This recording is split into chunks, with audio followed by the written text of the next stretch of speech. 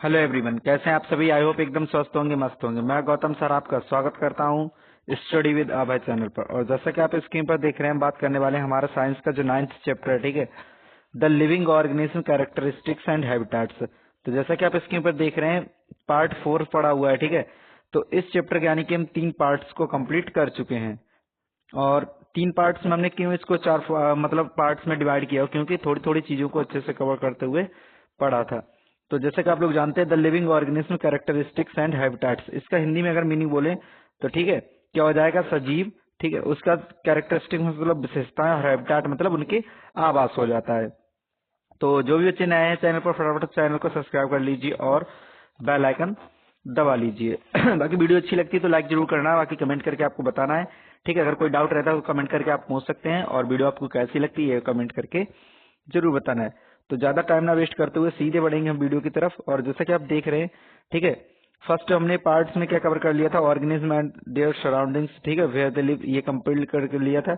उसके बाद habitat and adaptation, इसको कंप्लीट किया था, ठीक है।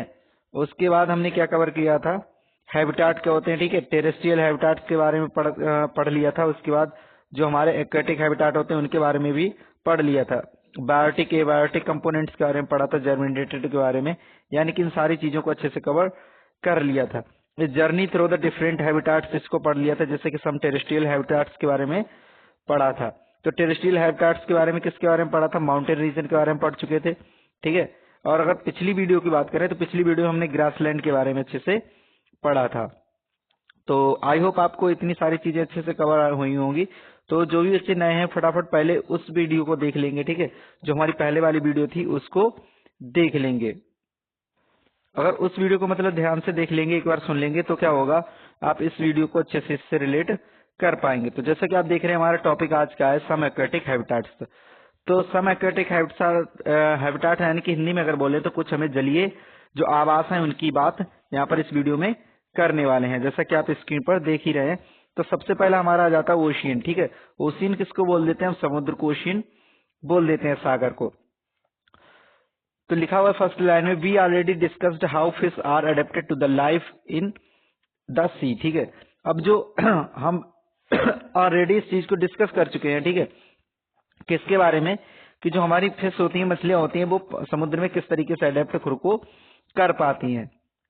Many other sea animals have the streamlined bodies to help them move easily in water, ठीक है। बहुत से ऐसे सी एनिमल्स होते हैं जिनकी बॉडी कैसी होती है, स्ट्रीमलाइंड होती है, और क्या करती है, जो उनको पानी में अच्छे से मूव करने में मदद करती है और रहने में हेल्प करती है। There are the some sea animals like the squid and the octopus which do not have the this streamlined shape, ठीक है। अब कुछ ऐसे एनिमल्स भी होते हैं, ठीक है, जिनकी बॉडी कैसी स्ट्रीमलाइंड नहीं होती है, नॉर्मली बॉडी होती है, ठीक है। जैसे कि बात करी जाए अगर हम स्क्विड, ठीक है, एक एनिमल होता है जो हमारा पानी में पाया जाता है। और सेकंड नंबर पे अगर हम किसकी बात करें, ऑक्टोपस की, तो ऑक्टोपस तो मोस्टली सभी बच्चों ने इस तरीके का स्ट्रक्चर देखा होगा, ठीक है। इसके 8 ऐसे ऐसे पैर दिखाई देते हैं, ठीक, सबसे ज्यादा दिमाग भी ऑक्टोपस के पास पाए जाते हैं। तो ये भी क्या होते हैं, हमारे ऐसे एनिमल्स होते हैं जिनकी बॉडी कैसी स्ट्रीमलाइंड नहीं होती है। They stay deeper in the ocean near the sea bed and catch any prey that moves towards them, ठीक है। अब ये क्या होते हैं, जो हमारा समुद्र होता है उसकी तली में अंदर नीचे रहते हैं, ठीक है, सी बेड के पास बिल्कुल रहते हैं। और क्या करते हैं, जो भी वहां पर कोई भी प्रेस मतलब शिकार आता है उसको क्या करते हैं, ठीक है, उसकी तरफ मूव करते हैं, उसको कैच कर लेते हैं, उसको पकड़ लेते हैं। However when they move in water they make their body shape streamlined.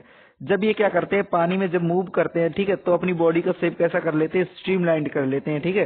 मतलब यानी कि हिंदी में बोलेंगे तो धारा रेखीय कर लेते हैं।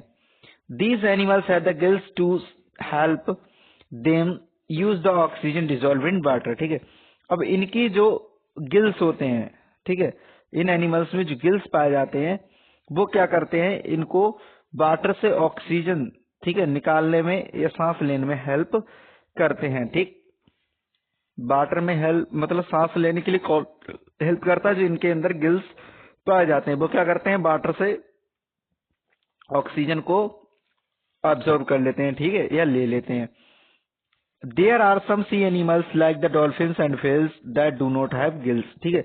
अब कुछ ऐसे एनिमल्स भी होते हैं जिनके अंदर क्या गिल्स नहीं पाया जाता है। जैसे डॉल्फिन की बात करें और व्हेल की बात करें तो इनके अंदर क्या होते हैं, गिल्स नहीं पाए जाते हैं, ठीक है। They breathe in air through the nostrils.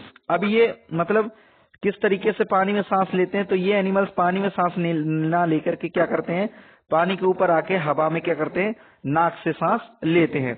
और द ब्लो होल्स, या फिर इनको क्या बोल देते हैं, जो नोस्ट्रिल्स होते हैं, इनके नथुना होते हैं, उसको क्या बोलते हैं, ब्लो होल्स बोल देते हैं।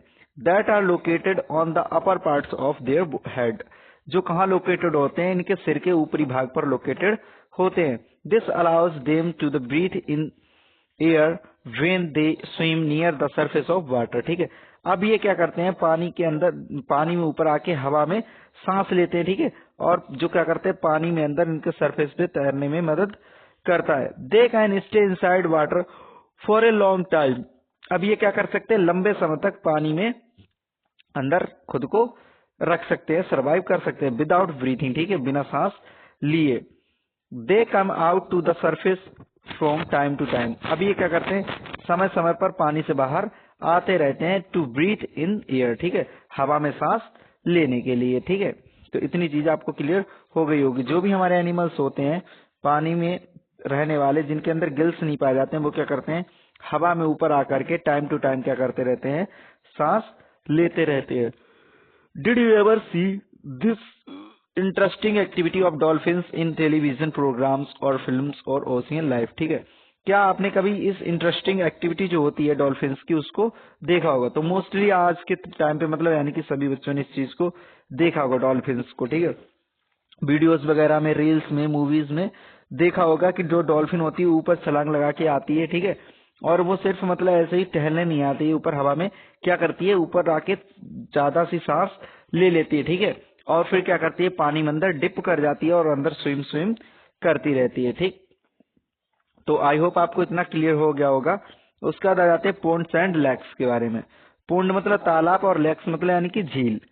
तो तालाब और झील में जो एनिमल्स पाए जाते हैं उसकी भी बात कर लेते हैं, थोड़ा सा अच्छे से समझ लेंगे चीजों को।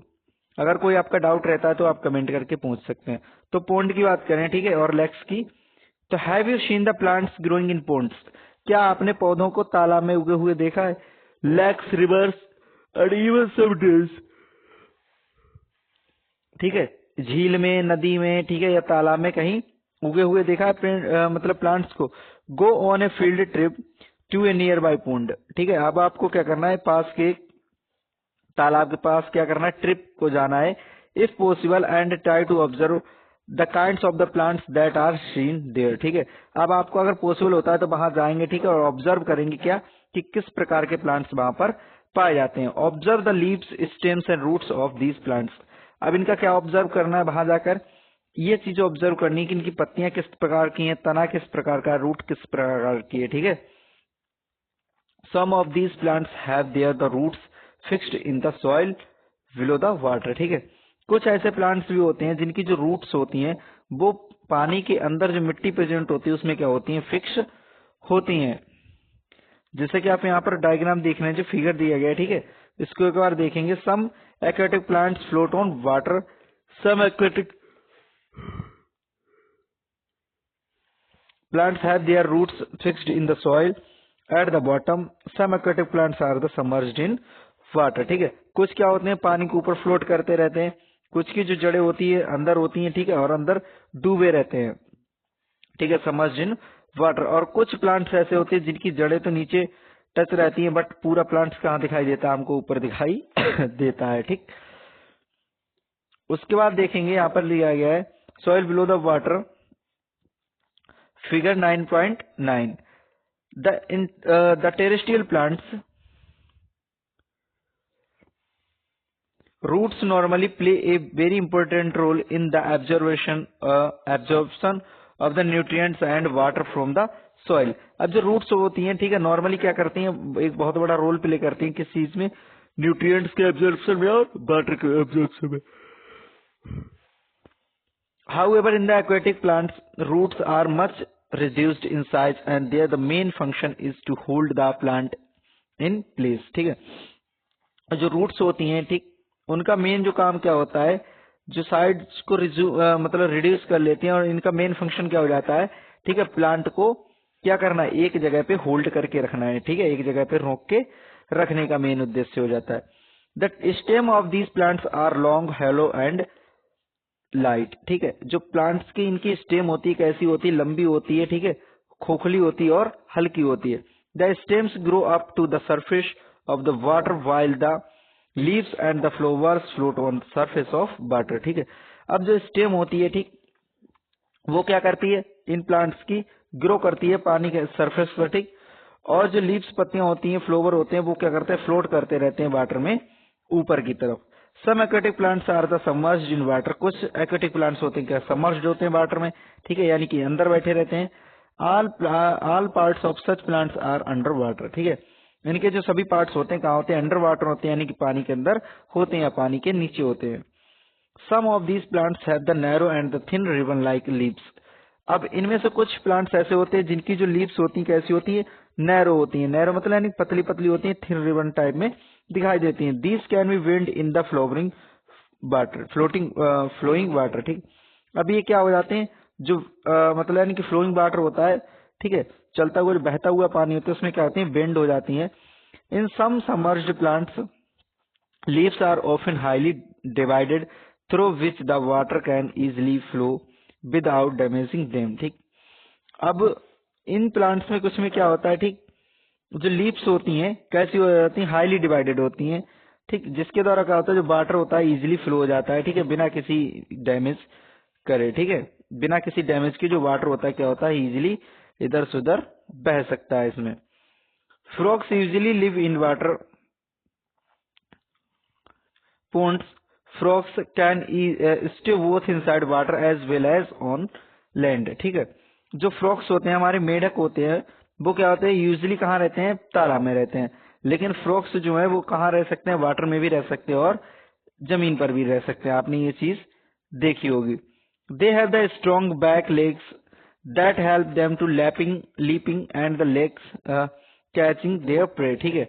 अब जो हमारे मेढक होते हैं, ठीक है, उनके जो पिछले पैर होते हैं कैसे होते हैं, मजबूत होते हैं, जो क्या करते हैं, उनको कूदने में और शिकार पकड़ने में क्या करते हैं, मदद करते हैं।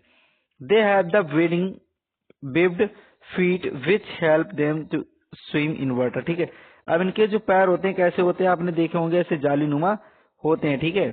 मेढक के पैर कैसे होते हैं, जालीनुमा होते हैं, जो क्या करते हैं, इनको पानी में, ठीक है, स्विम करने में यानी कि तैरने में मदद करते हैं। We have discussed only few common animals and plants compared to the wide variety of that live in different habitats।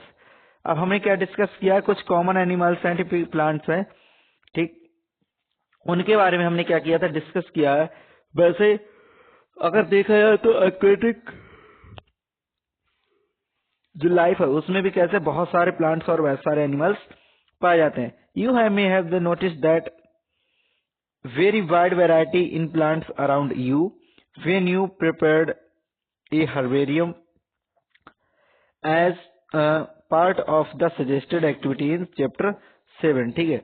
Chapter 7 को अगर देखा जाए, ठीक है, उसमें जो एक्टिविटी दी थी उसके सजेशन के आधार पर अगर आप एक हर्बेरियम तैयार करते हैं, ठीक है, तो आप देखेंगे कि आपके आस पड़ोस के यहाँ बहुत सारे प्लांट्स की वैरायटी प्रेजेंट है। Imagine the kind of the variety that you could see in the herbarium of leaves of the plants from the region of the earth, ठीक है।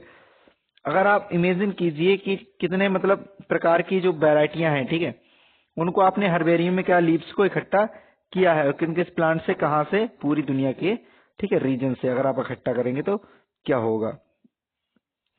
उसका जो हमारा 9.4 दिया गया है, कैरेक्टरिस्टिक्स ऑफ ऑर्गेनिज्म, जो हमारा टॉपिक आ जाता है 9.4, क्या दिया गया है, characteristics of organism। We went on a journey through the different habitats and discussed many plants। हम क्या करते हैं, ठीक है, किसी जर्नी पे जाते हैं, उनके हैबिटाट्स देखते हैं और डिस्कस करते हैं विभिन्न प्लांट्स और एनिमल्स के बारे में। In activity 1 we listed objects, plants, animals found in different surroundings. जो हमने अभी इस चैप्टर को देखा था, तो जो हमारी एक्टिविटी 1 थी, हमने उसमें क्या किया था, जिन भी जगह, ठीक है, अलग अलग डिफरेंट सराउंडिंग से, ठीक है, अलग अलग वातावरण से क्या देखा था, प्लांट्स, एनिमल्स और ऑब्जेक्ट को इकट्ठा किया था। Suppose be stop a while and think which examples in our list are living. ठीक है, अगर हम सपोज कीजिए कि हम ये सोचने लगे, ठीक है, कि जो भी हमने लिस्ट तैयार की थी उसमें क्या चीज लिविंग के एग्जाम्पल कौन कौन से हैं। Let us think the examples of the forest. अब लिविंग एग्जाम्पल्स है उनमें भी किसके बारे में सोचना है, जो हमारे फॉरेस्ट से मिलने वाले हैं। Trees, creepers, small and big animals, birds, snakes, insect, ठीक, rocks, soil, water, air, dry leaves, dead animals, mushroom and moss may be only some of the objects that are present in the forest, which of these are living। ठीक है, इनमें से कुछ जो animals, ठीक है, plants हैं, जो भी है, सारी चीजें कहाँ पाई जाती हैं, हमारी फॉरेस्ट में पाई जाती है, जिनमें से क्या है, कुछ चीजें क्या, ठीक है, which of these are living. ठीक है, इनमें से कौन से जीवित होते हैं। तो इतनी लंबी आपने लिस्ट देखी, आप लोग जानते होंगे इनमें से कौन से लिविंग कौन से नॉन लिविंग होते हैं। ठीक है, तो फिलहाल यहाँ पर कोई खास पढ़ने वाली चीज नहीं है, उसको बस आपसे इंक्वायरी के लिए पूछा गया कि आपने जो एक्टिविटीज बन की थी, ठीक है, उसके अकॉर्डिंग आपको कितना नॉलेज है। उसका नीचे देखेंगे लिखा हुआ है, think of objects that you can see around you at this moment and group them in living और नॉन लिविंग। ठीक, अब किसका करना है, ऑब्जेक्ट्स के बारे में सोचना है, ठीक है, जो आपने आस पड़ोस में अपने देखे हैं, ठीक है, उनके मूवमेंट के बारे में, और उनको ग्रुप करना है लिविंग और नॉन लिविंग में। In some cases it is easy for us to know. ठीक है, कुछ केसेस में हमारे लिए क्या हो जाता है, ये चीज आसान हो जाती है। For example, we know that objects like the chair और टेबल आर नॉट अलाइव। ठीक है, जैसे अगर हम बात करें कुछ ऑब्जेक्ट के बारे में, जैसे चेयर हो गई, हमारी टेबल हो गई, ठीक है, तो हम क्या जानते हैं, ये नॉट अलाइव है, यानी कि ये जीवित नहीं है। पहली बार reading this rhyme for the complete nonsense written by the Edward Lear. ठीक है, अब एक यहाँ पर नीचे पोएम टाइम में दी गई है, जो पहली आप पढ़ रही है, वो जो किसने लिखी है, एडवर्ड लियर ने पढ़ी है, जिसका नाम क्या है, कंप्लीट नॉनसेंस। तो इसको आप लोग पढ़ लेंगे। ठीक है, कोई खास इसमें से आपके काम का नहीं है, बट इसको आप पढ़ लेंगे तो ज्यादा चीज बेटर रहेगी। हम लोग बढ़ते हैं सीधे अपने आगे टॉपिक की तरफ। ठीक है, जो जो चीज हमारे लिए इम्पोर्टेंट है वही चीज यहाँ पर पढ़ेंगे। Paheli and Boojho found the poem very funny because they know that a chair or a table is not alive and can not talk or walk. ठीक है, पहली वो जो क्या हो रहे हैं, इस पोएम को पढ़ने के बाद, पाने के बाद क्या हो रहे हैं, बहुत फनी हो रहे हैं, बहुत खुश हो रहे हैं, क्योंकि वो ये जानते हैं कि एक चेयर है, एक टेबल है, ठीक है, वो जीवित नहीं है, और ये ना तो चल सकते हैं, ना तो बाक कर सकते हैं। ठीक है, ना बात कर सकते हैं, ना बाक कर सकते हैं। चेयर, टेबल, स्टोन और coin not alive. Similarly we do know that we are alive and so are all the people of the world. ठीक है, हम सभी क्या जानते हैं कि जो चेयर है, टेबल है, स्टोन है, ठीक है, कॉइन हो गया, ये कैसे हैं, जीवित नहीं है। उसी प्रकार से हम ये भी जानते हैं कि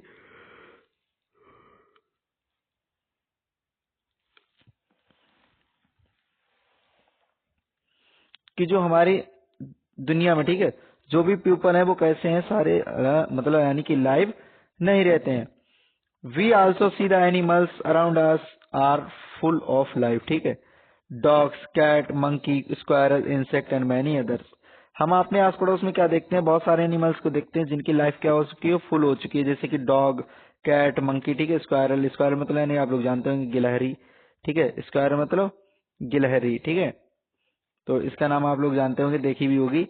बाकी इंसेक्ट और बहुत सारी अदर चीजें हैं जिनकी क्या हो चुकी है, लाइफ कंप्लीट हो चुकी है, आपने उनको मतलब मृत देखा होगा।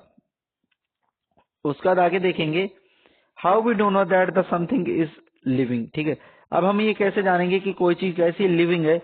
Often it is not so easy to decide. ठीक है, जबकि ये क्या डिसाइड करना कैसा इजी नहीं है। We are told that the plants are living. क्या हम ये कह सकते हैं कि जो प्लांट्स है लिविंग है, but they do not move like a dog और ए पीजन। ठीक है, लेकिन अगर हम कहेंगे कि प्लांट्स जो कैसे हमारे लिविंग है, तो ना तो ये किसके डॉग की तरह चलते हैं, ना तो पीजन की तरह चलते हैं। ठीक, ऑन द अदर हैंड एक कार और बस कैन द मूव। अगर दूसरी तरफ बात करें तो जो एक कार है, बस है, वो भी क्या करते हैं, मूव करते हैं। Still we consider them as non living, ठीक है, तब भी हम क्या करते हैं, इनको नॉन लिविंग कंसीडर कर देते हैं। किसको? कार और बस को। Plants and animals appear to grow in size and with time, ठीक है, जो प्लांट्स होते हैं, एनिमल्स होते हैं, वो क्या करते हैं, ग्रो करते हैं, ठीक है, टाइम टू टाइम, ठीक है, टाइम टू टाइम मतलब यानी कि टाइम से ही क्या करते हैं, ग्रो करते हैं, ठीक है, और उनके साइज में क्या होती है, ग्रोथ होती है।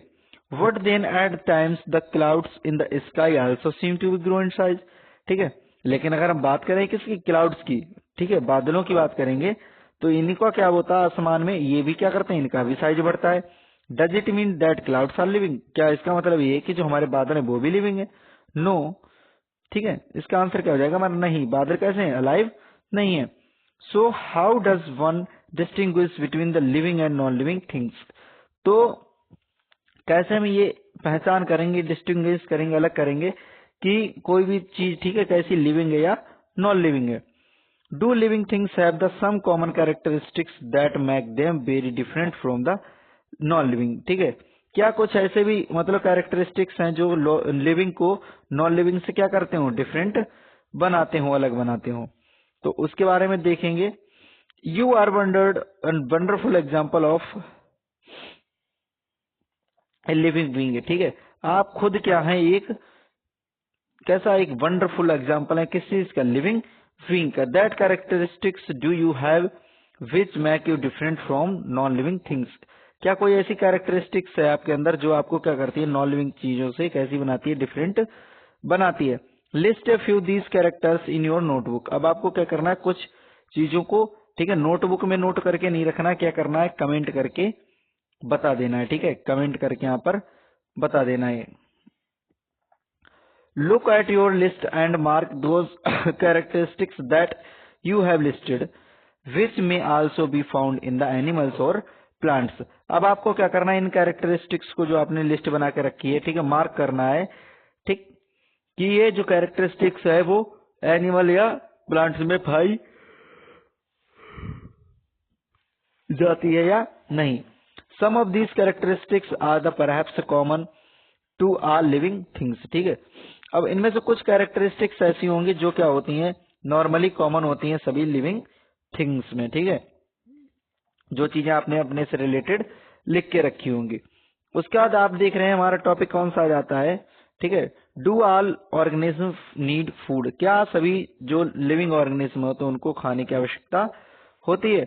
In chapter 1 and 2 we learn that the all living things need food and how essential it is animals and to us, ठीक है, हमने चैप्टर 1 और 2 में क्या पढ़ा था, इसी के बारे में पढ़ा था कि जो लिविंग थिंग्स होते हैं उनको भोजन की आवश्यकता होती है, ठीक है, और ये जो हमारा फूड है, ठीक है, वो एनिमल्स के लिए कितना जरूरी होता है। We have also learn that the plants make their own food by the process of the photosynthesis, हम किसके बारे में, इसके बारे में भी पढ़ चुके हैं कि जो हमारे प्लांट्स होते हैं, ठीक है, वो फोटोसिंथेसिस प्रोसेस के द्वारा क्या करते हैं, खुद का भोजन तैयार कर लेते हैं। Animals depends on plants and other animals for their food, ठीक है, जो एनिमल्स होते हैं वो क्या होते हैं, दूसरे प्लांट्स और या फिर दूसरे एनिमल्स पर डिपेंड होते हैं, किसके लिए, अपने भोजन के लिए।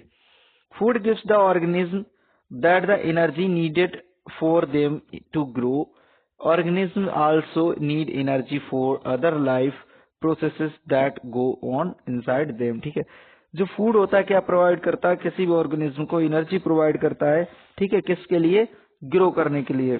ऑर्गेनिज्म आल्सो नीड एनर्जी, ठीक है, और जो ऑर्गेनिज्म होता है उसको एनर्जी की आवश्यकता होती है अपनी लाइफ प्रोसेस को कंप्लीट करने के लिए, ठीक है, और उनको बेहतर बनाने के लिए।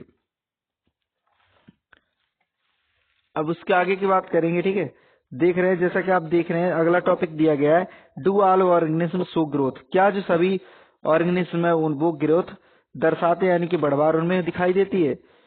Does the kurta you had your ears back, ठीक, 4 years बैक, ठीक है, क्या आपके पास 4 साल पुराना कोई कुर्ता रखा है। स्टिल यू, ठीक है, स्टिल फिट यू, क्या आपके ये अब भी फिट हो रहा है। You can not wear it any more, ठीक है, इज इट, ठीक है, क्या आपके पास कोई 4 साल पुराना कुर्ता रखा है, क्या वो अभी भी आपके फिट हो रहा है। पहनने में, ठीक है। You must have the grown taller during these years, आप क्या हो चुके हैं, लंबे हो चुके हैं इन दिनों। You may not have realize it, ठीक है, आपने इसको भी रियलाइज नहीं किया होगा, but you are growing all the time and in few more years you will become an adult, ठीक है। आप क्या कर रहे हैं, लगातार क्या कर रहे हैं, ग्रो कर रहे हैं, ठीक है, लगातार ग्रो कर रहे हैं और इस चीज को आपको पता भी नहीं चलता है, लेकिन कुछ ही सालों में आप क्या बन जाएंगे, एक एडल्ट बन जाएंगे, यानी कि एक वयस्क आदमी पूरा बन जाएंगे। यू ones of the animals also grow into adults, ठीक है, जो यंग वंस होते हैं, ठीक है, जो नवयुवक होते हैं, वो किसमें चेंज हो जाते हैं, एनिमल्स के भी किसमें चेंज हो जाते हैं, एडल्ट में कंप्लीट हो जाते हैं। यू वुड श्योरली हैव, ठीक है, जैसे कि आप यहाँ पर फिगर देख रहे हैं 9.10 दिया गया है, baby grows into an adult. तो पहले एक छोटा सा बच्चा था, फिर धीरे बैठना शुरू हुआ, फिर घुटना चलने शुरू हुआ, ठीक है, एक लड़का है, फिर उसके बाद इसे क्या बोल देते हैं, यंग बॉय बोल देंगे, और उसके बाद हमें क्या दिख रहा है, पूरा एडल्ट आदमी दिख रहा है। Notice pups grow into adult, ठीक है, आपको क्या करना है, जो पप्स होते हैं, ठीक है, यानी कि जो चूंजे होते हैं, उनको क्या करना है, नोटिस करना है, पूरे एडल्ट बनते। ए चिक hatches from and the eggs grown into हेन और एक कुक, ठीक है, कॉक। जो एक चिक होता है, चूंजा होता है, वो क्या करता है, अंडे से बाहर आता है और बड़ा होके एक मुर्गी में या फिर एक मुर्गे में चेंज हो जाता है, ठीक है। ये चूंजा है, किसमें, मुर्गी में चेंज हो सकता है या मुर्गे में चेंज हो सकता है। Plants also grow, look around you and see a few plants और ए पर्टिकुलर टाइप, ठीक। आप क्या करेंगे, प्लांट्स को आपने अपने चारों तरफ देखा होगा, ठीक है, जिनमें से कुछ प्लांट्स कैसे होते हैं, एक ही प्रकार के होंगे, some of are very all and small, ठीक है, small and young, some are bigger, ठीक है, कुछ कैसे होंगे, बहुत छोटे प्लांट्स होंगे, कुछ यंग होंगे, और कुछ आपको कैसे बहुत बड़े बड़े प्लांट्स दिखाई देंगे। They may all in different stages of growth, ये कैसे होते हैं, अलग अलग स्टेजेस पर होते हैं ग्रोथ के, ठीक है, क्योंकि कोई भी प्लांट कैसा हमेशा एक जैसा दिखाई नहीं देता, उसमें भी क्या होती रहती है, ग्रोथ होती रहती है। Look at the plants after few days and week, आप क्या करेंगे, प्लांट्स को कुछ दिनों बाद या फिर कुछ सप्ताह बाद देखें। You may find that some of them have the grow in size, ठीक है, आप क्या देखेंगे, इनमें से कुछ क्या हो सकता है, उनकी जो साइज है उसमें ग्रोथ हो जाए। Growth seems to have common to all living things, जो ग्रोथ है वो कैसी है, हमारे लिए सब लिविंग थिंग्स में कैसी दिखाई देती है, कॉमन दिखाई देती है।